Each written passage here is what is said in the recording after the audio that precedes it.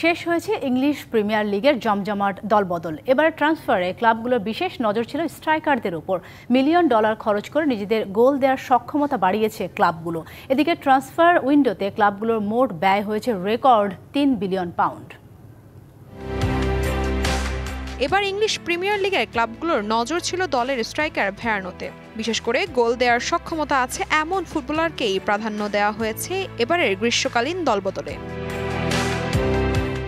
এই যেমন আর্সেলোনার ডেরায় আক্রমণ ভাগ শক্ত করতে দলে এনেছেন সুইডিশ স্ট্রাইকার ভিক্টর গিয়োকেরেসকে। তার সঙ্গে যুক্ত হয়েছেন এভেরেচি ইজে আর স্প্যানিশ মিডফিল্ডার মার্টিন জুবিমেন্ডি। শেষ মুহূর্তে ডিফেন্সে ভরসা জোগাতে ভেড়ানো হয়েছে ইকুয়েডরের পিয়েরো হিচাপিয়েকে। ট্রান্সফার মার্কেটের শুরুতে চুপচাপ থাকলেও শেষ মুহূর্তে সবার নজর কেড়ে নেন অ্যাস্টন ভিলা।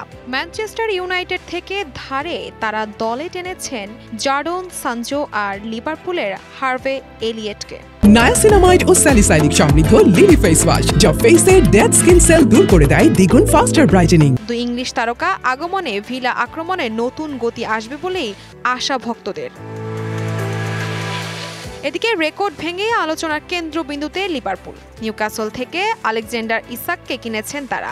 এর জন্য ক্লাবটিতে ব্যয় করতে হয়েছে ১২৫ মিলিয়ন পাউন্ড।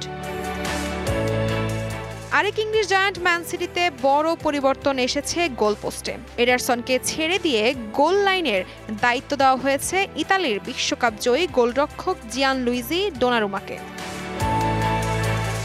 চমক দেখিয়েছে এভারটনও। ভক্তদের আনন্দে ভরিয়ে দিতে দলে এনেছেন ইংল্যান্ডের তারকা জ্যাক গ্রিলিশকে।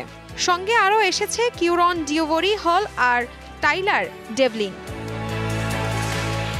টটেনহাম মিডফিল্ডে ভরসা রাখছে তরুণ ডাচ ফুটবলার জাবি সিমন্সের ওপর। তার প্রতিভায় বদলে যেতে পারে স্পার্সদের মাঝমাঠ ও আক্রমণের ধরন। Tasfia Tabassum, DBC news desk.